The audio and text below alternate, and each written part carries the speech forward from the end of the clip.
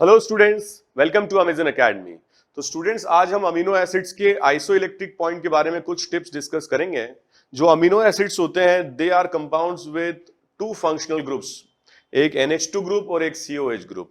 Okay, तो इसको हम बेसिक एंड बोलते हैं और ये एसिडिक एंड होता है। सो NH2 और COH अगर मॉलिक्यूल में है तो वो अमीनो एसिड है।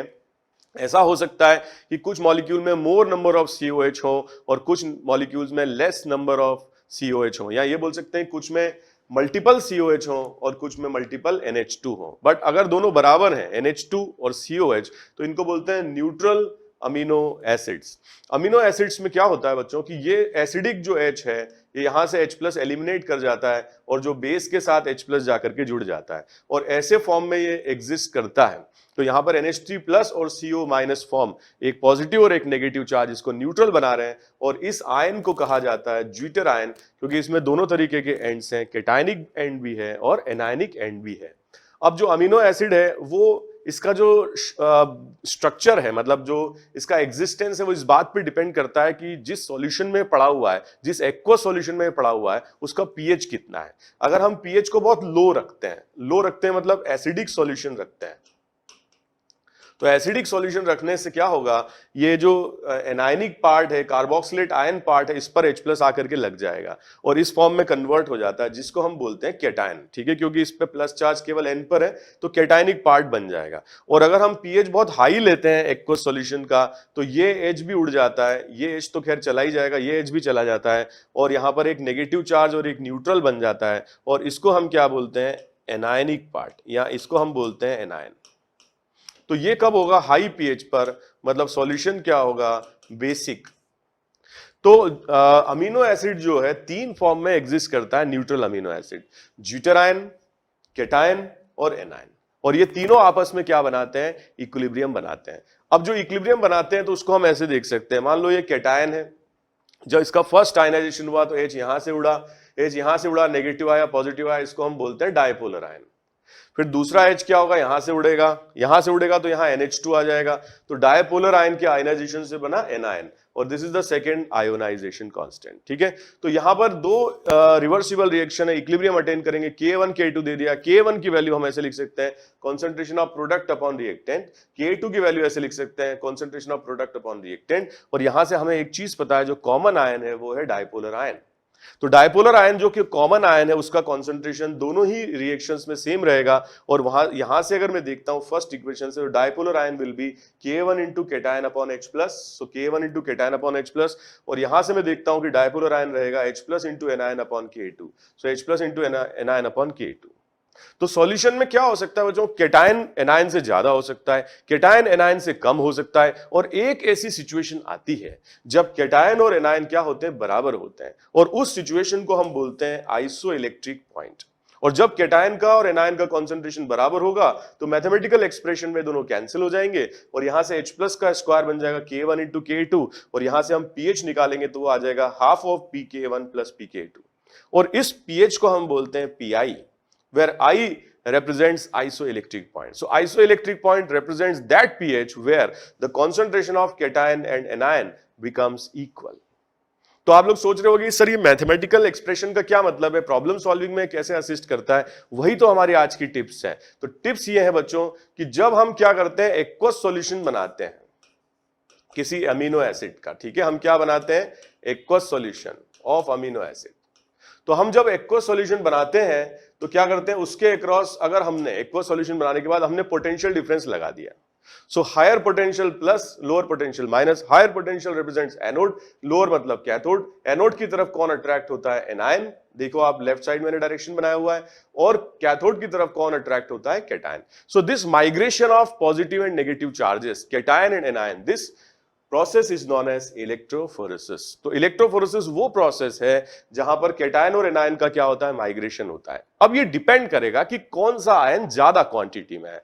जैसे कि अगर हम यहां पर पीएच स्केल लेते हैं बच्चों, तो हम पीएच स्केल जानते हैं 25 डिग्री सेल्सियस पर पीएच 0 से 14 तक हम रिप्रेजेंट कर सकते हैं। अभी हमने देखा कि आइसो इलेक्ट्रिक पॉइंट वो पीएच है जब कैटायन और एनायन का कॉन्सेंट्रेशन क्या है, बराबर है। तो इस पीएच स्केल को बना लो और आप पीआई की वैल्यू निकाल लो। और पीआई कैसे निकालोगे? On the basis of the के वैल्यूज। तो के वैल्यूज के बेसिस पर हम निकाल सकते हैं। जैसे इस केस के अंदर हमने जो पीआई निकाला that is half of pKa1 plus pKa2, average of these two values. ये हमने निकाल लिया। यहां पर कैटायन एनायन बराबर है। अब इससे लो पीएच पर क्या होगा? इससे लो पीएच पर कैटायन का कॉन्सेंट्रेशन ज्यादा होगा एनायन से, और इससे हाई पीएच पर क्या होगा? एनायन का कॉन्सेंट्रेशन ज्यादा होगा किससे? कैटायन से। तो अगर कैटायन का कॉन्सेंट्रेशन ज्यादा होगा तो क्या होगा? इससे लो पीएच पर जो नेट माइग्रेशन है वो किसकी तरफ होगा? कैटायंस का, कैथोड की तरफ होगा। तो मैं ये बोल सकता हूं कि इसके लो पीएच पर नेट मास शिफ्टिंग और net mass migration will be towards cathode. इससे हाई पीएच पर एनायन डोमिनेट करेगा तो net mass movement will be towards anode, and this pI will represent that isoelectric point where the pH of the cation and anion concentrations are equal and there will be no net migration. Means जितना migration cathode की तरफ हो रहा होगा उतने ही particles का migration anode की तरफ भी हो रहा होगा। तो लो पीएच पर कैथोड की तरफ नेट माइग्रेशन, हाई पीएच पर एनोड की तरफ नेट माइग्रेशन, और जहां पर पीएच क्या है? आइसोइलेक्ट्रिक पॉइंट के बराबर है, वहां पर there is no net movement of particles. ऐसे क्वेश्चंस पूछे जाते हैं। यही टिप मुझे आप लोगों को देनी थी। But this is only applicable for what?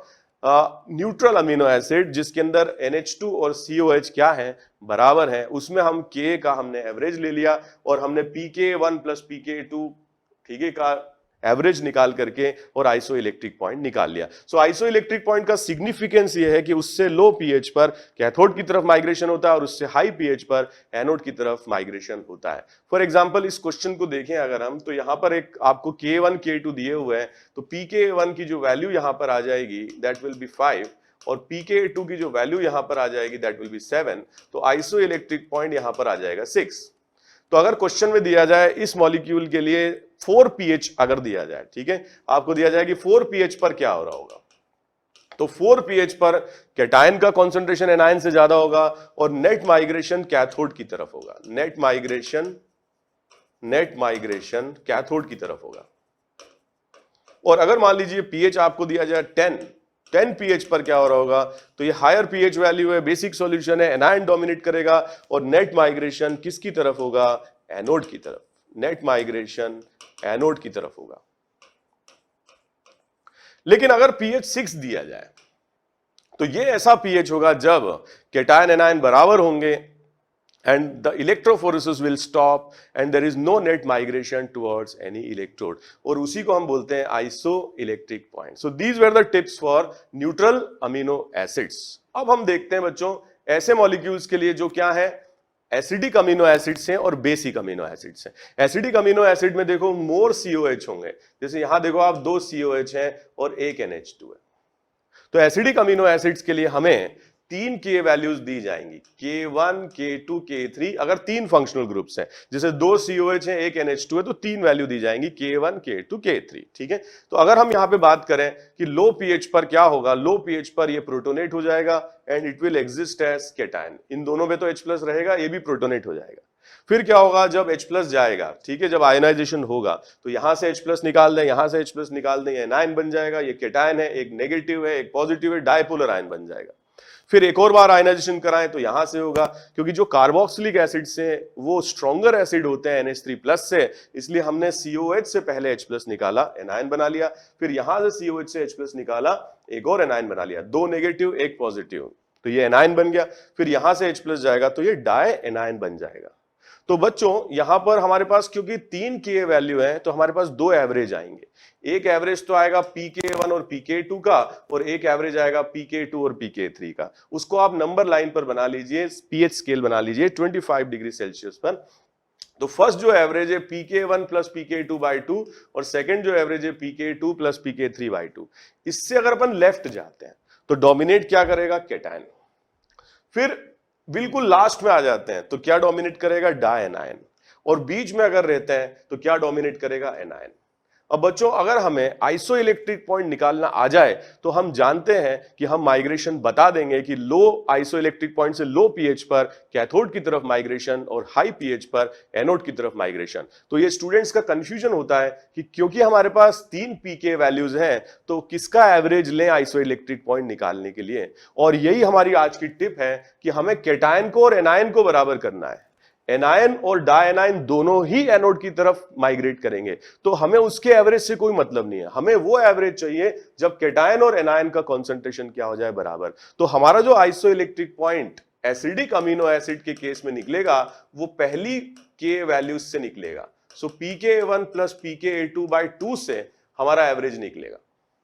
ठीक है, so this is very important to understand कि पहली जो के वैल्यूज हैं उनके एवरेज से निकालना है। और आइसोइलेक्ट्रिक पॉइंट जब आप टेबल देखते होगे एसिडिक अमीनो एसिड्स की तो ये बहुत लो वैल्यूज आती हैं। ठीक है, एसिडिक अमीनो एसिड्स के लिए जो आइसोइलेक्ट्रिक पॉइंट की वैल्यूज हैं वो लो आती हैं। एक बार आइसोइलेक्ट्रिक पॉइंट निकाल लिया तो फिर हमारा मजा आ गया। उससे लो पीएच पर क्या होगा, कैटायन डोमिनेट करेगा, कैथोड की तरफ माइग्रेशन, और उससे हाई पीएच पर एनोड की तरफ माइग्रेशन। और अगर ये आइसोइलेक्ट्रिक पॉइंट जो है या ये पीआई की वैल्यू ही अगर पीएच है क्वेश्चन में तो फिर उस पर हम ये बोल सकते हैं कि इलेक्ट्रोफोरेसिस नहीं होगा, नो नेट माइग्रेशन। ऐसे ही कुछ बात हम बेसिक अमीनो एसिड के लिए भी कर सकते हैं। बेसिक अमीनो एसिड में मल्टीपल NH2 है और एक COH है, मतलब मोर नंबर ऑफ NH2 है, लेस नंबर ऑफ COH है। इसको हम बोलते हैं बेसिक अमीनो एसिड। इसके लिए भी 3 के वैल्यूज दी रहेंगी क्योंकि 3 फंक्शनल ग्रुप हैं, एक COH है, 2 NH2, K1, K2, K3।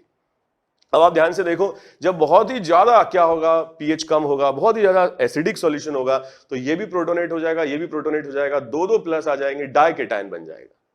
अब क्या होगा बच्चों, अगर इसने H+ हमने निकाला तो वो निकलेगा यहां से कैटायन बनेगा, फिर हमने H+ निकाला तो वो डाइपोलर आयन बनेगा, फिर हमने H+ निकाला तो वो एनायन बनेगा।